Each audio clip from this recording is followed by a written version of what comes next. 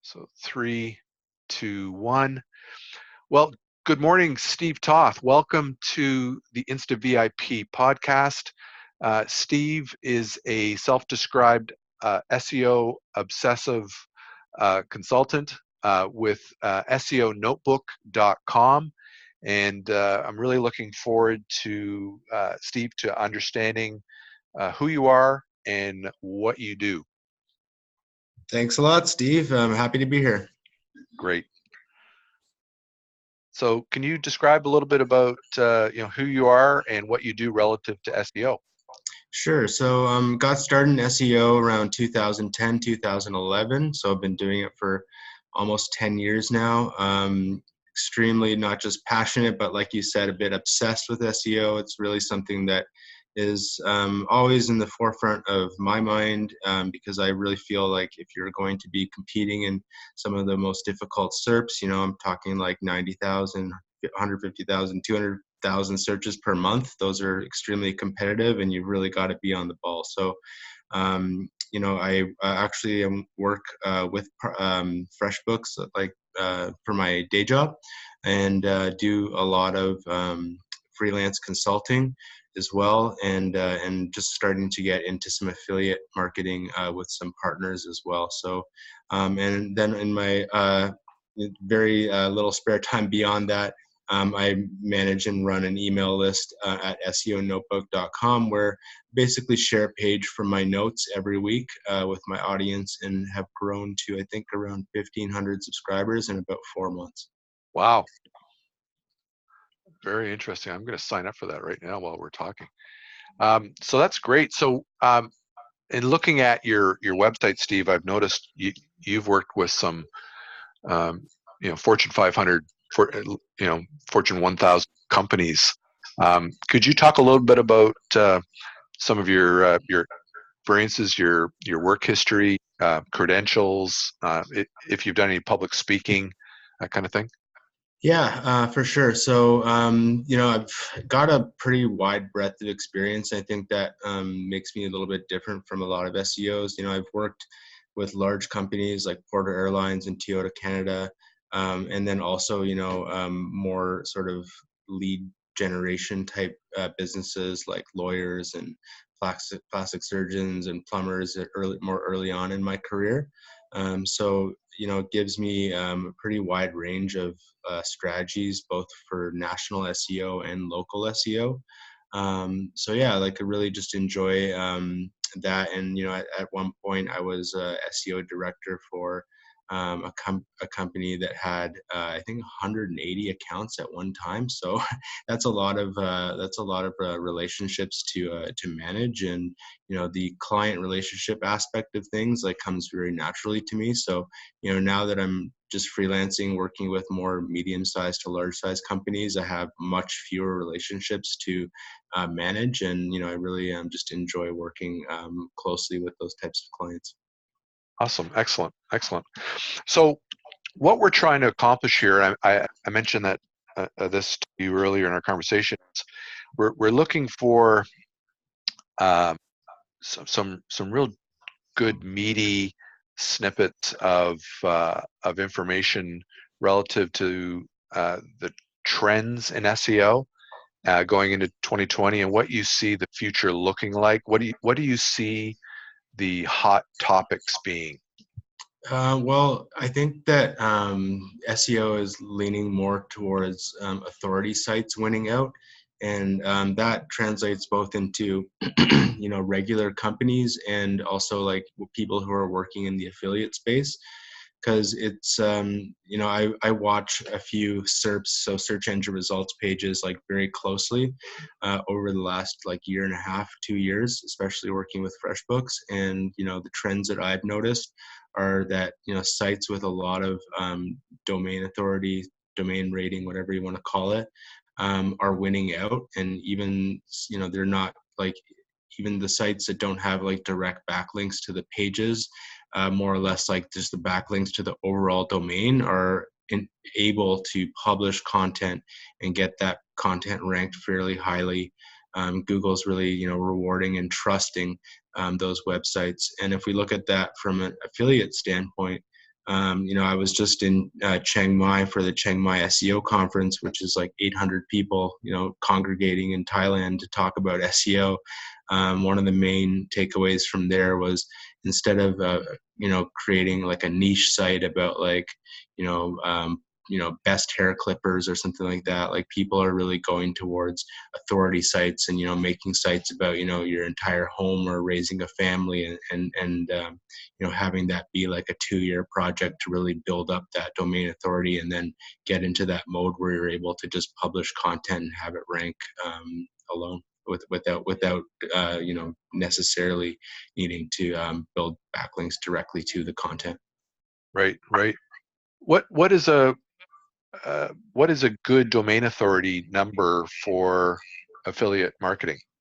Well, it all depends on the niche that you're in. So that could be like, extremely high if you're competing in something like, finance, or like, the classic like casinos and stuff like that. But if you're in a less tapped niche, like it all depends on what the other sites in those search engine results pages are. So if you're like, again, like if you're in finance, like you're probably going to need to be up in the 80s and the 90s to really compete. But if you're in something that's like a little bit more niche, like lifestyle, or travel would be another one where you'd have to be like super high. But if you're in something that's a little bit less competitive, like it just all depends on what the sites in your SERP are going to be sort of relative to you. Understood. That makes sense. That's great. So, uh, so you believe that uh, being able to create authority, get a high domain authority ranking, is really the future of being successful in SEO going forward. Well, I mean, it's not, yeah, it's like, it's just a product of, you think about how much content is published on the web per day. I mean, I remember WordPress releasing something to the tune of 2 million blog posts per day. So that's, just going to be like a lot of content competing, and pretty much like everything under the sun already being written about, Yeah. So it's just a matter of, at the end of the day, the SERPs that you're competing in, we're starting to see, large companies like CNET and Forbes, start to write on things like best vacuums, where, going back a few years, that was just dominated by smaller affiliate sites. Now these larger sites are starting to write about it. So that just means they're creeping in on territory that was once, exclusive to sort of niche SEOs. Interesting. Interesting. So, can you share with us like any? I guess I'm looking for some. Like, do you have anything controversial to talk about? Any trending problems? Anything that you see as an issue? Um, well, I think that there are basically like two classes of SEOs right now. And I don't mean to sound like arrogant about it at all, but like, you have people who are kind of like what a lot of people dub as guess-EOs, like, people who don't base their decisions on testing and like sort of science, right? And I can go into a little bit more about what that means. And then you have the SEO camp that are, just like the best practices, and, falling on a lot of common knowledge. So on the sort of science and testing end of things, you have people who are, have test sites that they try strategies out before they actually implement those on their main website. So those could be things like single variable testing, where you have like a bunch of dummy pages and you start firing signals at the middle result, and then you see whether that goes up or down.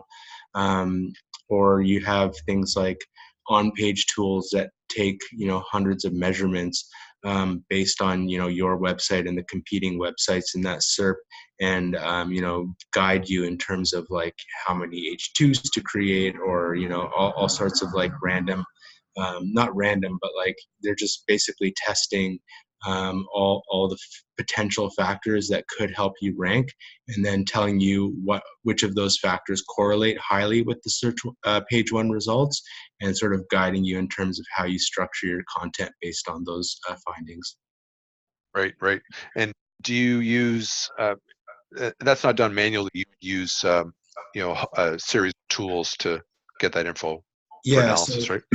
I think the most comprehensive tool is a tool called Cora SEO, Cora SEO, and basically I think that website is SEOtoollab.com, and that tool will measure over 500 potential ranking factors for the keyword's first 100 results, and then it will tell you which of those factors correlate highly with page one results. So if something like has a spike on page 8 but nothing on page 2, and then sort of meh on page 1, like that's going to be a factor that you're not going to want to pay attention to.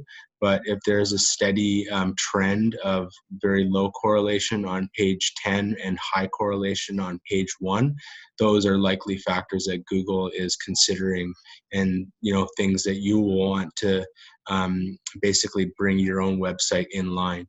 Now, Cora is very detailed. Its output is onto a spreadsheet that is just like really insanely large, and it's kind of unmanageable for a lot of people. So there are a couple other tools that I would recommend if you don't want to go to that length.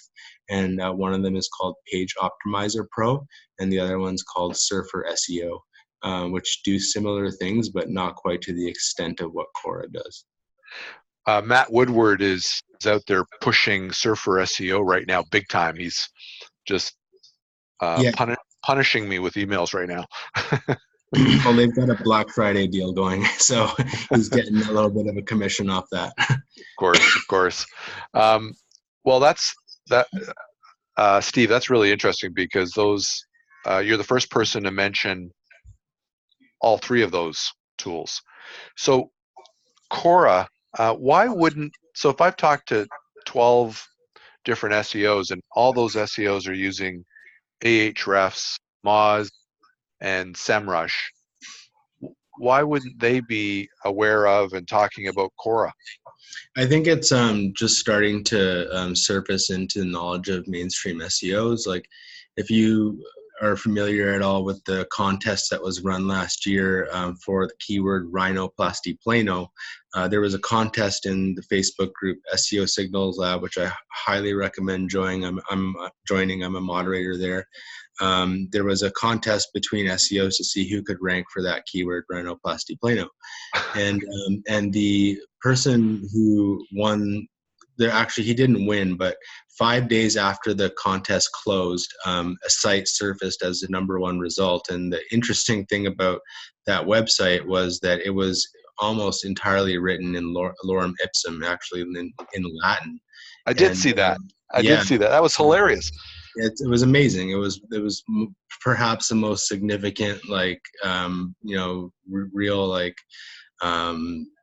interesting experiment done in SEO in my estimation. And Kyle Roof, who created that website, used Cora and his own tool called Page Optimizer Pro to tweak the settings of that page, and eventually got it to rank #1, which just proved that Google cannot read, and Google is just looking for these cues, and that basically it's just math at the end of the day. Didn't they de-index that site as soon as they got knowledge of it?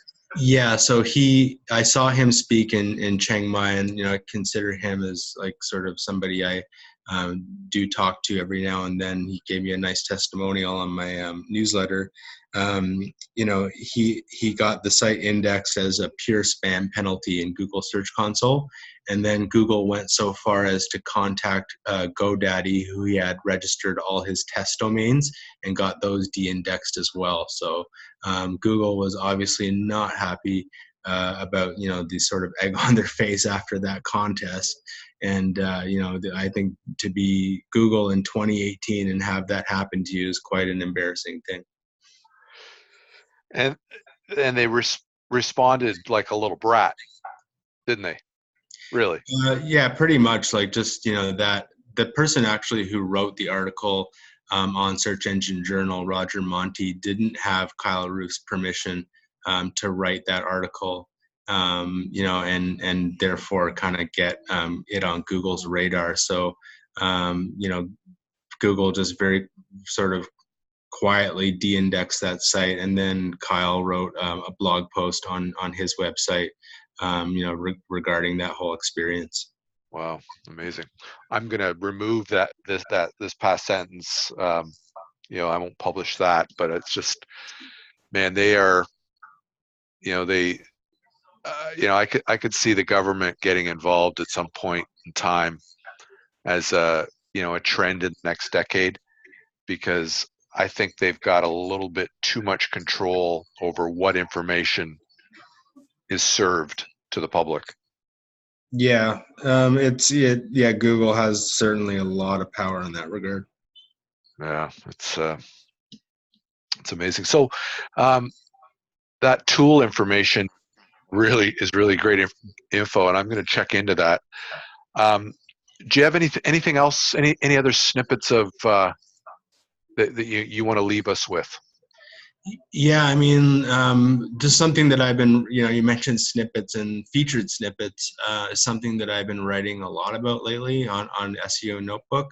Obviously those are the sort of position zero results that really eat up a lot of the clicks on the SERP, and extremely valuable for people to gain those featured snippets. So I actually came up with a technique that I created based on a Chrome extension called SEO Ruler by my friend Pablo Rosales. And what that one of the functionalities of that extension is that it will take the first, if you set your results to 100 and you Google the keyword that you want to get that featured snippet for, it will basically export all of the keywords that are bolded in that search result. So the bolded keywords are basically the synonyms and the relevant words that Google believes are indicative of what the searcher is actually typing in with the query. So sorry, that wasn't quite clear. So the bolded words are the synonyms that relate to the query that was being searched. And this SEO Ruler Chrome extension allows you to export all of those bolded keywords. And if you use those bolded keywords in your featured snippet on your page, you have a much higher chance of actually gaining that featured snippet. So that's something that I talked about in SEO Notebook, and a strategy that I think could help a lot of people. Interesting. So, does the app bold the keywords or synonyms, or? No, so like it works by, if you Google the keyword, Google is going to highlight the different synonyms in the meta descriptions of the results. Understood. So basically Google is trying to say, look how relevant our search results are to your query. Right. And a lot of the times, like, the synonym, there will be synonyms, so they're not exactly the words that the searcher searched for. And obviously the ones that the searcher searched for are going to be highlighted, but then there are going to be other useful words that are also going to be bolded. So the more that you're able to use those in the the snippet of text that you're targeting, the higher your chances of gaining that featured snippet are going to be. Well, that's great. That's fantastic information. Well, that's meaty how to do things information, Steve. So that's really useful. Thank you for that. No problem. And I do really recommend people downloading SEO Ruler. If you just search for SEO Ruler Chrome extension, it does a whole bunch of very cool things. Fantastic. Well, I'll make sure to include that in the article. And so what I do is I'm just going to turn. So thank you very much, Steve Hoth, for this outstanding information. Just really, really good stuff, Steve. Thank you. No problem.